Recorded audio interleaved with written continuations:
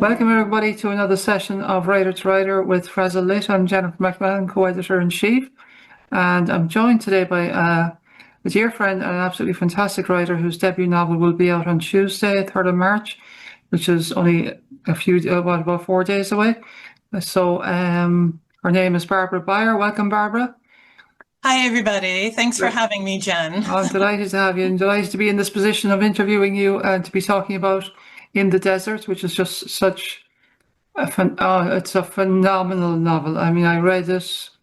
I was one of the first readers while it was still in progress. It blew me away. It's absolutely incredible piece of work. So let me tell you a little bit about Barbara.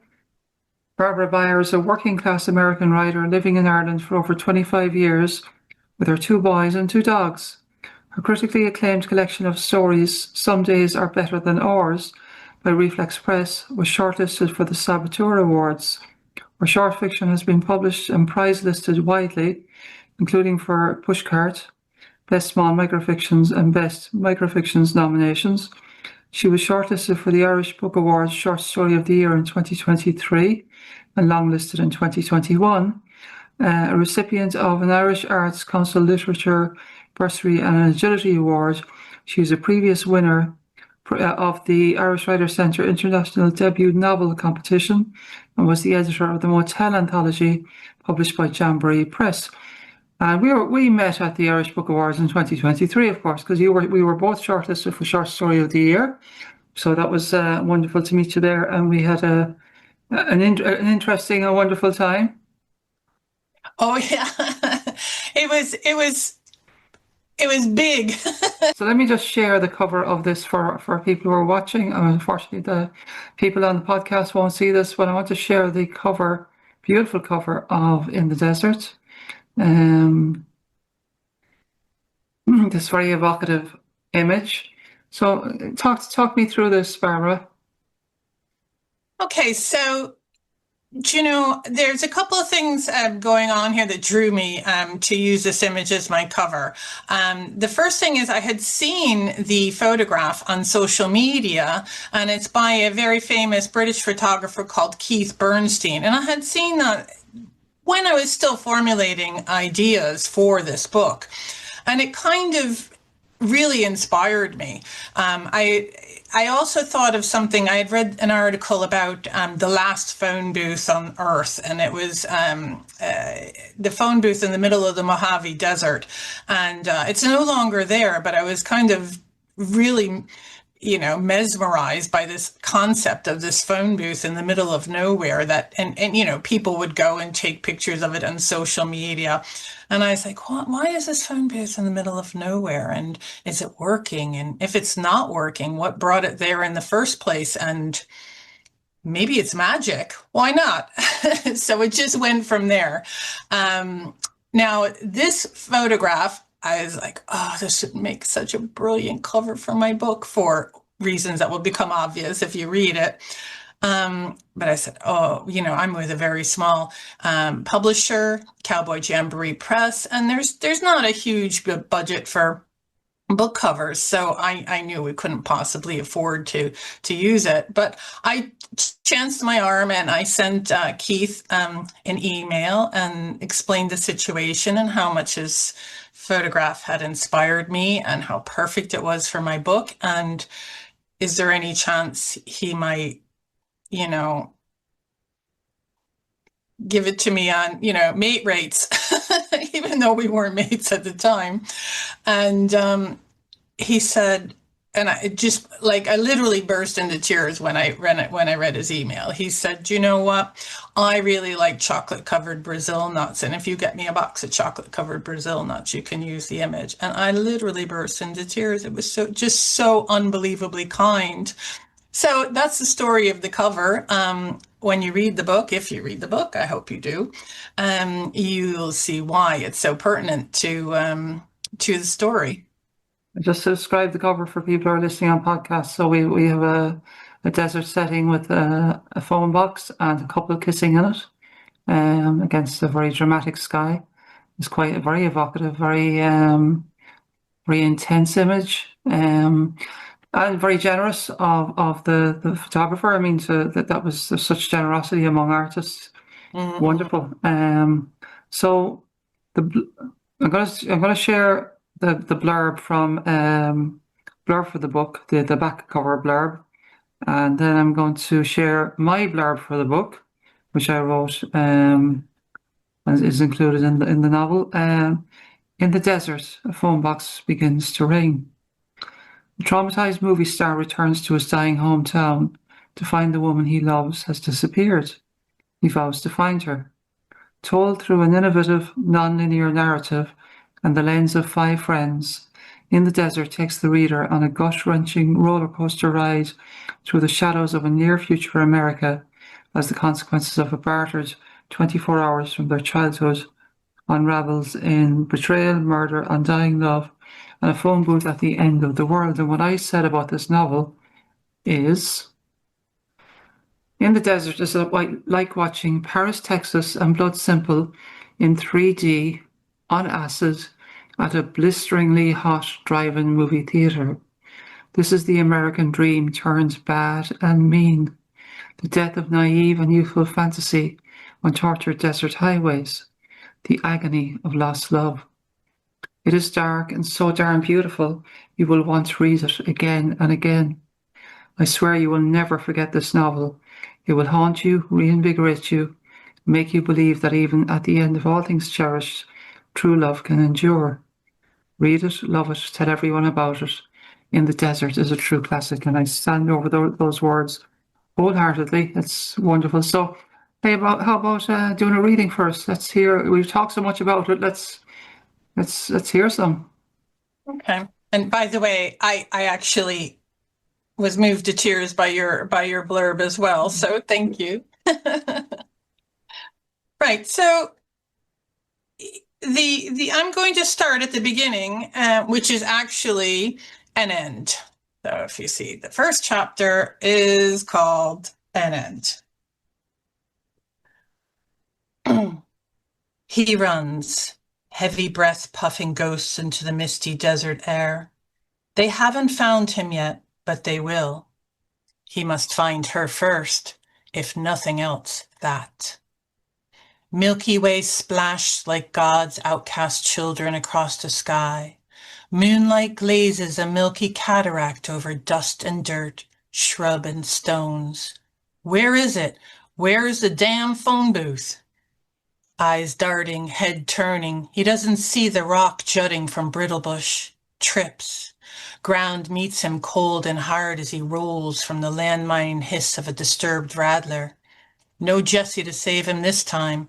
He gets bitten, he's a goner, and they won't have to shoot him, just watch him die. He curls into an armadillo ball, cuffs his ears against the demon cackle of coyotes, the rumble of rolling thunder. Give up, you're no hero. It's hopeless, and if he's learned anything in his long, short life, it's that hope is what you cling to when you don't have the guts to pull the trigger. You need to believe now, Raphael. He was never much of a believer in anything except himself, and look where that got him. Still, he's lived in the desert long enough to know strange comes and goes, and magic proffers its wares whether you believe or not. Fuck it. He gets up, keeps going. Shouts, searchlights scour the sand, licking his heels, dogs bark. A nightmare screech as drones drag race down from the mountains. Minutes, only minutes before they reach him. Faster now, move. He's seen what they do, what they'll do to him, to them. There, a silhouette on the horizon. He's found it, finally. The phone booth is cactus clustered on 3 sides. Door open, light off. She's leaning hard, head on top of the phone. She could be resting, or not. Cold metal bites his palm as he grabs the edges of the open door. She falls into his arms, eyes ablaze, searchlights closing in, hounds rabid at their scent. Jesse! His voice is sandblasted hoarse, heart ragged. He gasps, might puke. You found me. I will always find you. He kisses her, World closing in, and all he wants is his kiss, and it can end right here, right now. Sky fall or bullet rain, he won't feel a thing, only her dry lips warm against his, her skin hot under his desperate hands. Raphael, Raphael, she brushes his tears away with her thumbs. Breath mists and glass fogs. He strokes her hair while sand blows in the open doorway, dunes at their feet. Her breath smells of stale smokes and pints of resignation. Eyes star bright as she looks up at him on that desperate night. Eyes full of hope, 'cause hope is always the last thing to die. More shouts, light slashes the booth. He holds her, will shield her from the future mere minutes away. He pulls her close, so close not even death can come between them. She pushes him away.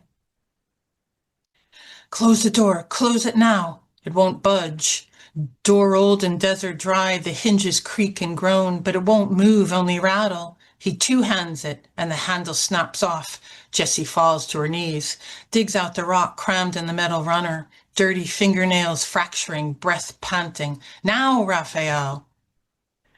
He forces the accordion door closed. The light goes on overhead, a beacon for their bullets.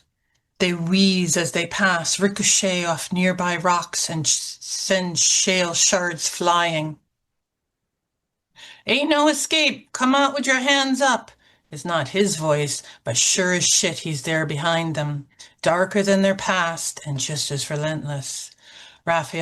Jessie pulls Raphael up with one hand, picks up the receiver with the other, doesn't drop it, dials. And someplace, somewhere, in a dream, as bullets rain like falling stars upon them, someone answers, and the wind begins to howl. Beautiful, absolutely wonderful. I remember reading that when you sent it to me first. I was like, oh my God, it was so good. It's wonderful prose. What I love about your writing is you really lean into what's uncomfortable, what's difficult. You don't shy away from emotion. What you write feels very real, very immediate, and it's very active. So what was your vision for this novel? Like, where did this come from? Okay, so to talk about it in broader terms, it's a non-linear narrative. It takes place across time and space, across different periods of the characters' lives. There's five friends there as the principal characters. And it involves magic, it involves weirdness, it involves real grit, the hardest edges of humanity. It's set in the near future America. Quite a brilliant vision for that. In a world which is on the edge of ecological failure. And so that's an incredible vision. Like to tackle a project like that, how was that possible? How did you break that down to make it manageable for yourself? Okay, so I didn't start out to write a nonlinear narrative, but one of my first thoughts about this was about time, and I'd have all these expressions of time. So if you read the chapters, there's no chapter numbers; they're all different expressions of time. And the first sentence I think I ever wrote for this book was, "It was before the end, but only just." And I really loved that sentence. Well, as I was developing my ideas and my thoughts about what this story was going to be about, it just didn't fit in the beginning.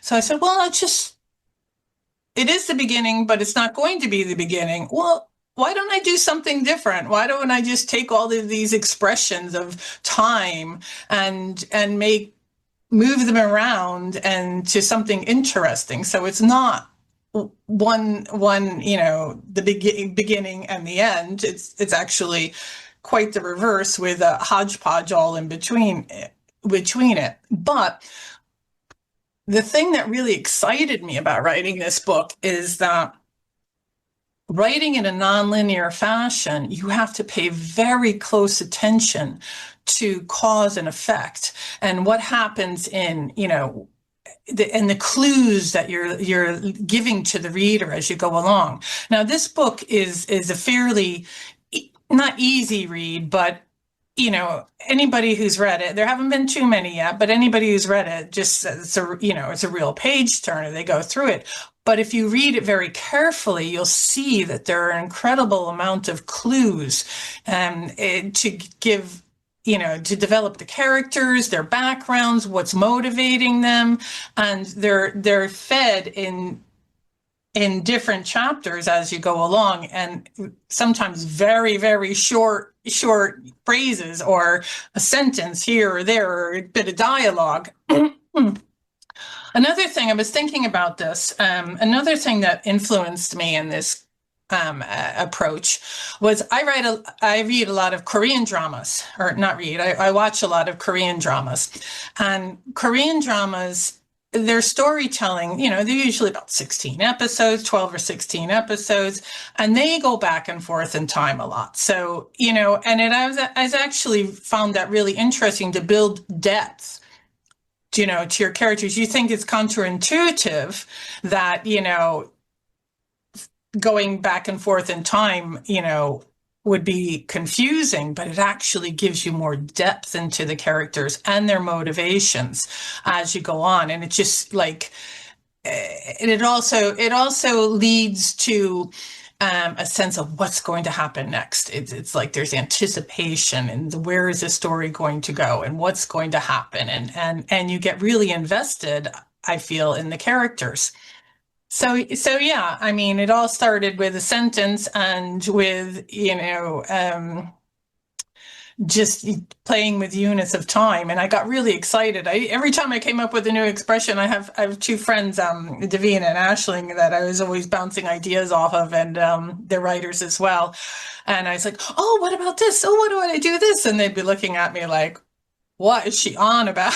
Like, no, it's going to make sense. We'd have dinner and I'd be like, and then I'm going to do that. And then I'm going to do this. And I had never been more excited about a piece of work that I wrote, because, things would just almost reveal themselves to me as I went along, and this is actually the first book I've written. I've written a few books. This will be my first published novel, but this is the first book I've written where there's very, very, very little of my own personal experience or story in it. As authors, we live life and we draw from our own personal experience, in the way we present things, the way we view things, what we see, and, the emotion we convey. But, some of my others have actual events from my life that I've drawn from. This one, not so much. And yeah, I remember how excited you were as you were writing it, because you were on the phone to me and you were saying, "Oh my God, I came up with this idea," and you were so buzzed by it, and I mean, you were in the flow, which is a wonderful flow state, which is a wonderful state to be in, and you work full time, so and you write, and I think you wrote a lot of this longhand initially, didn't you?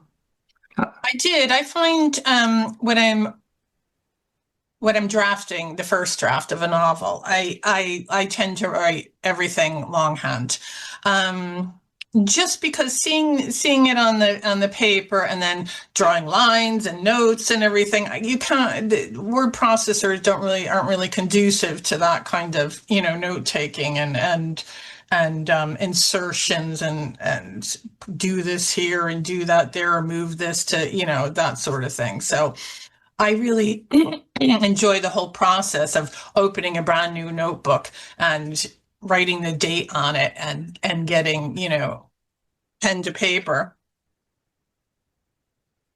It's something I've always wanted to do, but I've never done it. I highly recommend it. I do. I mean, it is a bit more work. I mean, like I've been typing for a very long time, so but I find there's a distancing effect between when you're typing something up, more so than actually physically. I know you're physically typing, but you know, the pen and the ink, and I don't know. No, I agree with you. When I make notes, I tend to make them on paper. Or if I'm stuck and I want to brainstorm, I do it on paper.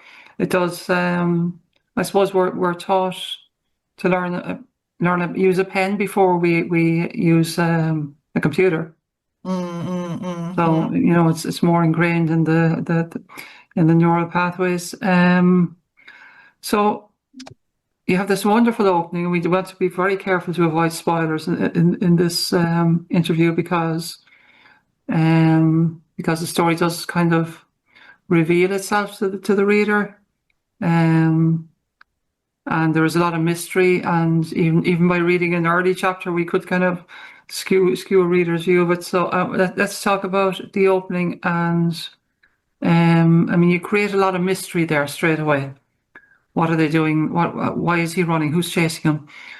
Why is there a phone box in the desert? And I'm just going to read a couple of lines here that spoken by a character called Dakota, who's the aunt of one of the main characters. Dakota is a most wonderful creation. I absolutely adore Dakota. She's a wise woman of the desert. She's wise in the ways of the world and in the ways of magic and in stories, and she says the desert is full of danger, but also magic, and the more magic there is, the greater the danger.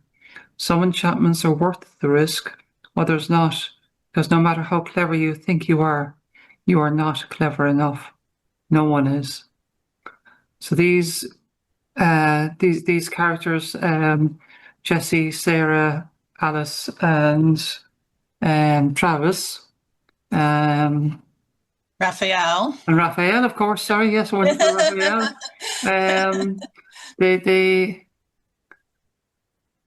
The story starts with them as they're in their teens, aren't they? Are they younger? Well, it depends on what you mean by when the story starts. Yes, that's true. Yeah, okay, fair enough. But when they when they hear about the story of the phone box in the desert initially from they'd be young children. And but we follow we're following their lives. So as they grow, they as we all do, they have dreams, they have ambitions, and they have wishes. And so Raphael is a very interesting character in that respect. He's and he and Jessie are together. Sarah and Travis are together. I'm kind of skirting around, trying not to drop spoilers. It's very hard not to do. It's really hard to do because even when looking at chapters to read for this, I was like, no, I can't read that because that'll be a spoiler. And like going back to the original, talk about nonlinear, and narratives and all of that. Every chapter basically has a spoiler to what is going to come or what has come, or so. And there's nothing that isn't essential in this novel. That's one of the wonderful things about it. You can't take one of those chapters out and say, well, I can cut that, because it is all essential. Like everything is there by intention. Everything is necessary to the story. Everything serves the story and the plot and the characters. So it's a fantastically constructed novel. So maybe we can, to talk about Raphael and Jessie, they have a deep, deep love for each other. And I suppose the novel is really about, they're the central characters, really. It's about Jessie's love for Raphael's.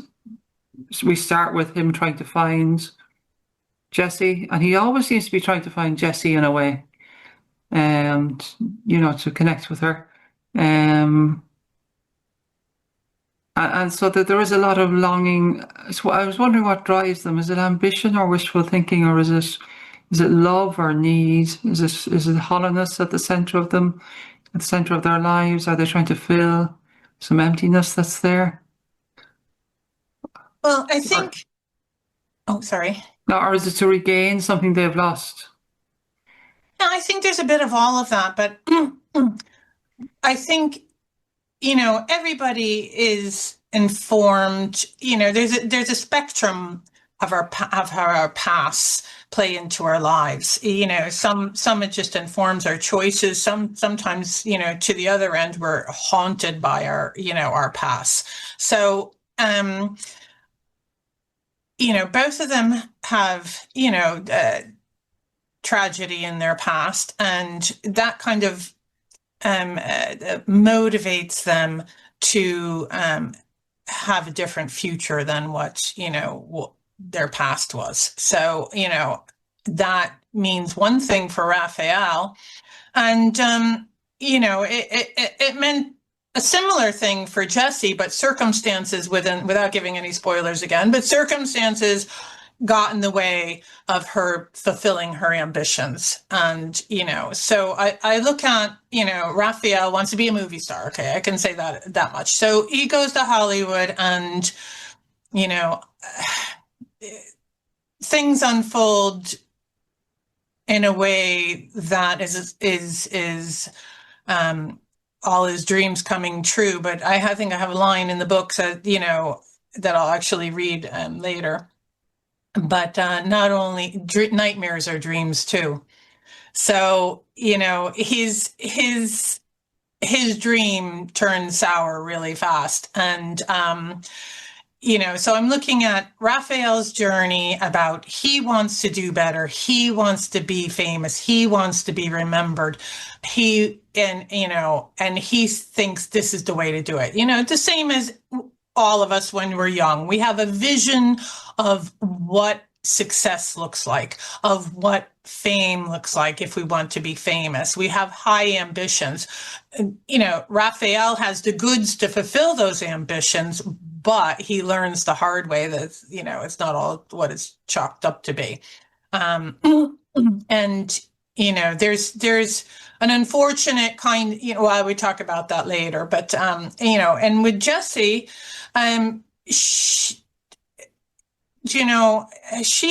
had ambitions that could have been realized, but they made a bargain that kind of got in the way of all of that. So her life took a definitively different turn, and I won't go into all of that, but I really like the way Jesse's character development and her trajectory as an adult went, and yeah.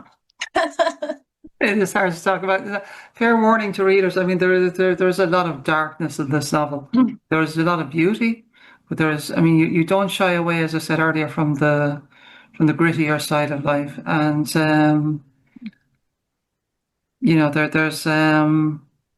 there's darkness, there's light, there's immorality, and there's what words could I use without giving anything away? Well, there's atmosphere. There is blistering atmosphere. In reading it, I thought of Something Wicked This Way Comes by Ray Bradbury, and in terms of the quality of the prose, which is the highest praise I could level, I think, and that sense of mystery, that something is happening, that something is going to happen. That's I was almost on the edge of my seat, waiting for the next thing that was going to happen, and and it's a book that really delivers on its promise. I mean, this is coming to the end of it was just incredible. It was just a beautiful experience. And it made me wonder, in writing a non-linear narrative, and managing all the time, the different points of view, because there are multiple points of view, to kind of tie all that up together was quite a feat. Oh yeah, it really was. I was just like, I'm not as young as I used to be, but I take actual comfort in the fact that I was able to figure all this out. So I'm not getting senile yet. because there's multiple themes running through the book, subplots, and to manage all that and tie everything together and make it work. It was about 9 or 10 drafts of this book, and I had feedback from yourself. Thank you very much. in the early drafts, it was incredibly helpful, and a couple of other, my friend Aisling and Davina gave me some feedback as well. So that what wasn't working, what was working, so because you don't know when you're embarking on something, a project like this, you're like, oh lads, am I really going to make this work or not?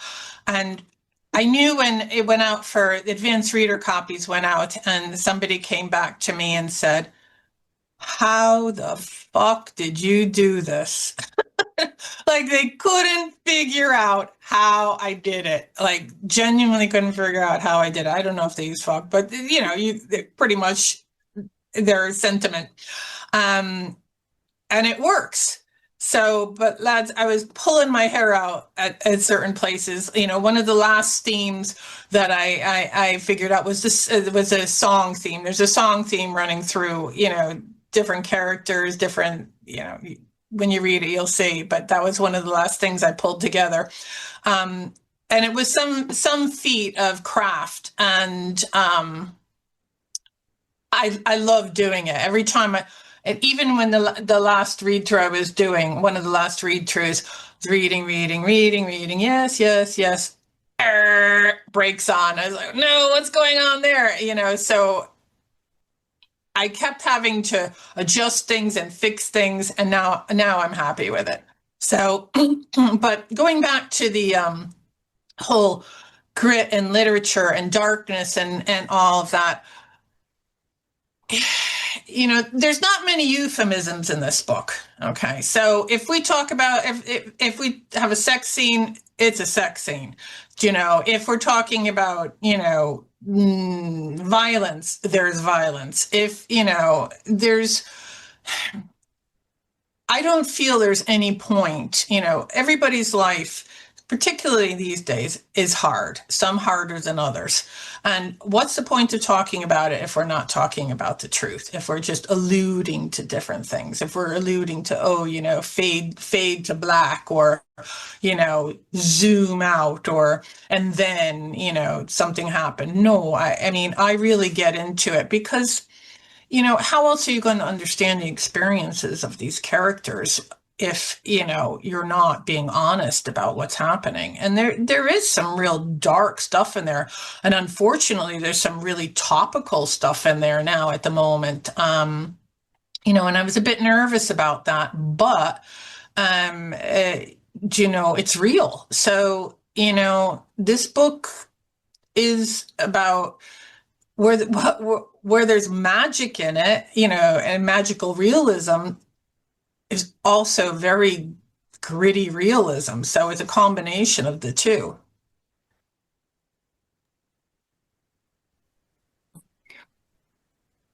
So your debut is coming out. So exciting. Your debut novel, you obviously had other works published, but how does it feel?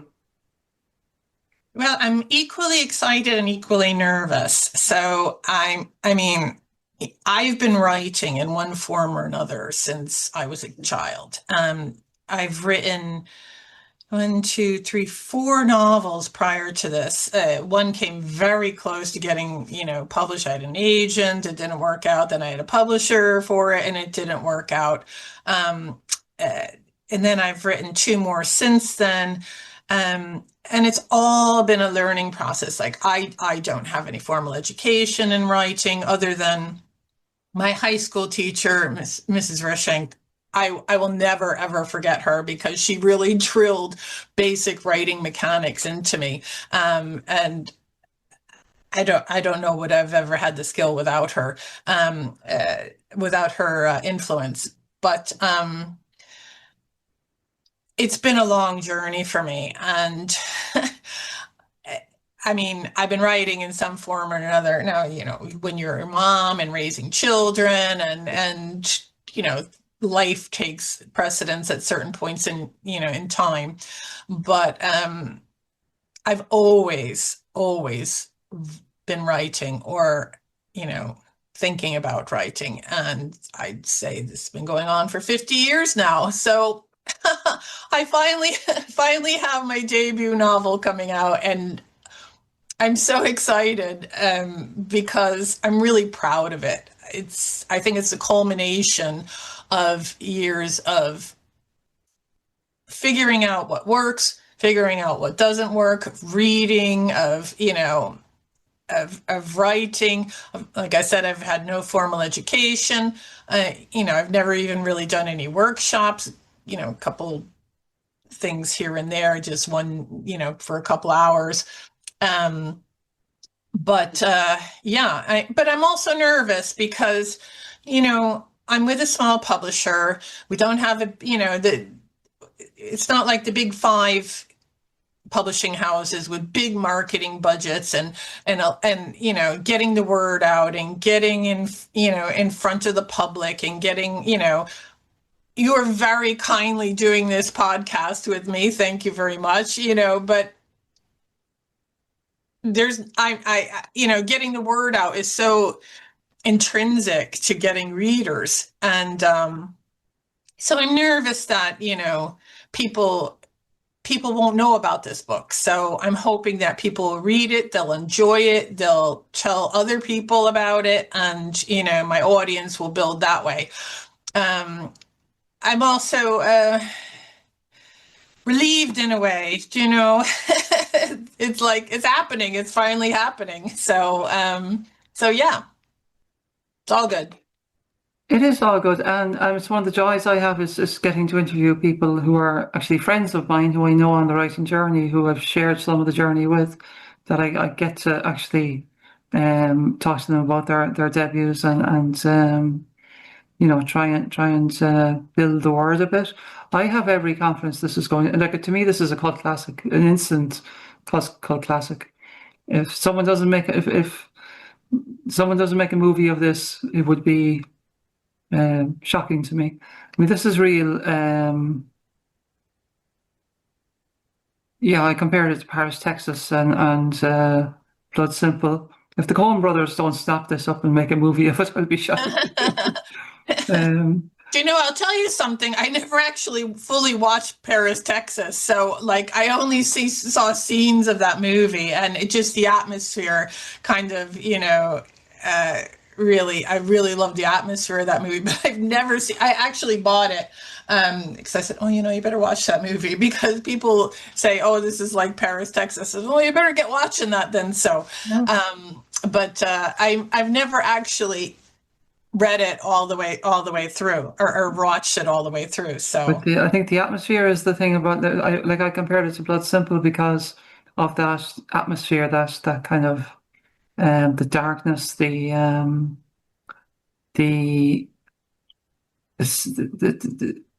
sense of something is happening and something worse is about to happen, and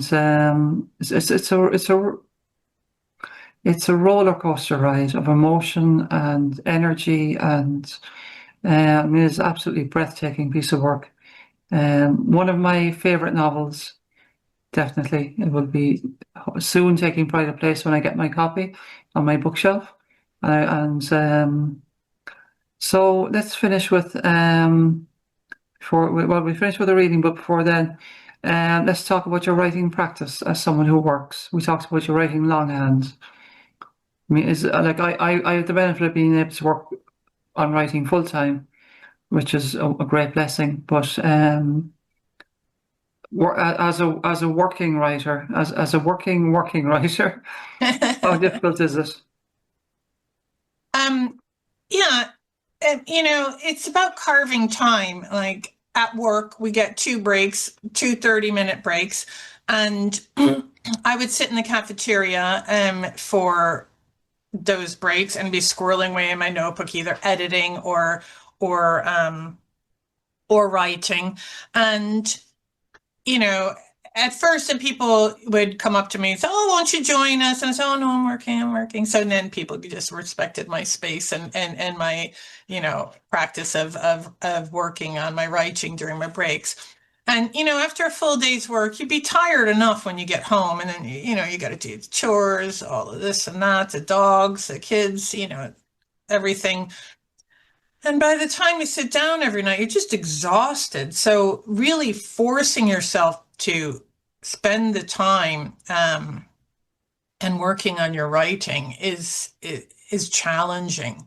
I know I spent, weekends pretty much. I caught up on a lot of the work on the weekends, evenings, where I could. It's amazing how productive I could be in 2 30-minute blocks at work just because, I'm hyper focused. But yeah, like I'll tell you something, when the kids were younger, I wasn't working because I was staying home and taking care of them. And so I had all of the time in the world well, not really, when I wasn't taking care of my children, I had, the time to write. I wasn't going to work. And I'm actually more productive when I have a full-time job than I was then. So it's really interesting.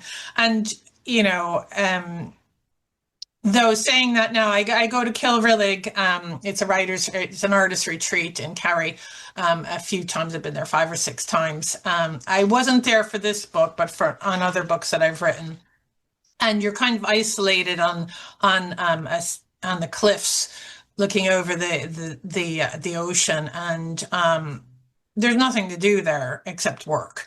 So even though I wasn't working full time, a week or 2 there, I was hyper focused as well. So I think your environment, your writing environment really matters, and your commitment. Phones are deadly. I mean, you could, social media and all of this, and scrolling on your phone, just like it's poison to creativity. But we all do it. So it's challenging, but you can do it. If I can do it, anybody can do it. Yeah, and it's interesting what you said about carving time. If you want something done, ask a busy person, they say. So, as I say, when you had the time, when you have less time now, you're more productive, and I find I have so many different projects on that I actually get a huge amount done, more than if I didn't have those projects on. Yeah, exactly. Exactly. So, would you like to do a reading? Sorry? Would you like to do a reading? Oh yeah, I will. Now, I'm going to visit Raphael and Jesse again, just because this short chapter can be taken out of context without giving too much away. So this chapter is called One Perfect Day. It was one of those days when the sky gathered and the air crackled in warning. Raphael drummed his fingers on the steering wheel along to the radio, but there was only one stairway to heaven, and it was between Jesse's thighs. He only hoped to God he'd finally climb it soon. He turned the radio off and listened to the music of the desert blowing through the open window. "You hear that?" he said. Over road rumble and under her steady breathing, there was the faint trill of carnival music. Jessie stuck her head out the window. Wind whipped her long hair, and she gasped from the thrust and thrum of it. Waved her hands and hooted. She laughed and settled back in her seat. Her chest hummed, rising and falling as it did when they kissed, and the wind was knocked out of both of them. "I hear nothing but the wind," she said. Should he tell her? Probably not.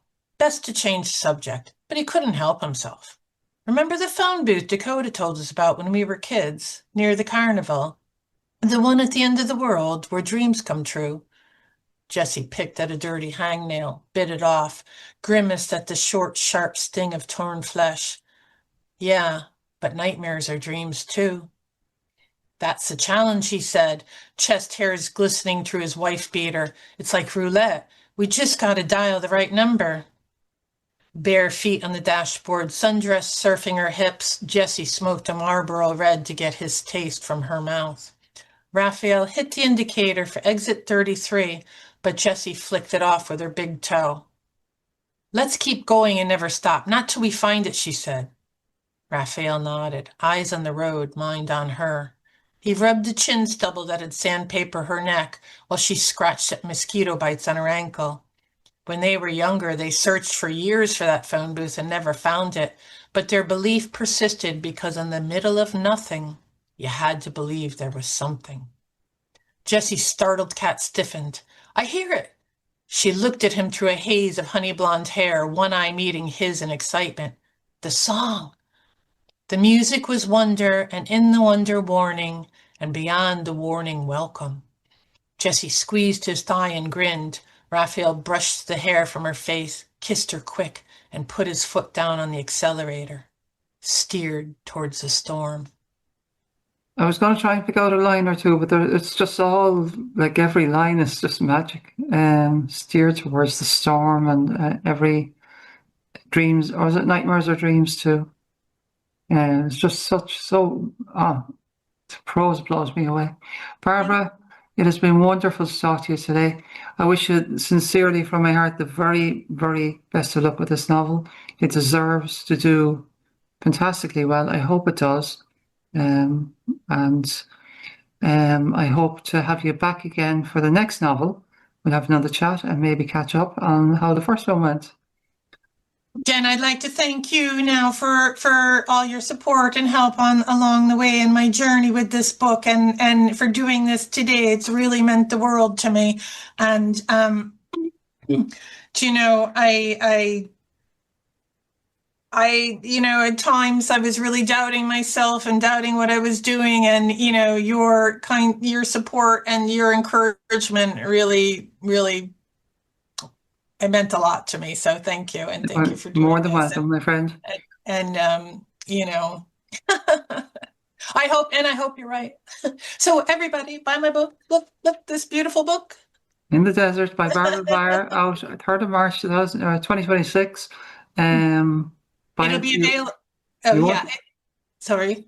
Buy it. You won't regret it. Yeah. It'll be available on if you're in Ireland, you can get it through O'Mahony's bookshop in Tralee. I'm trying to get it into other bookshops as well, or you can order your copy on your local Amazon. So starting March 3rd, yeah.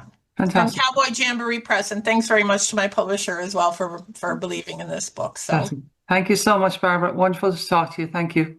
Bye.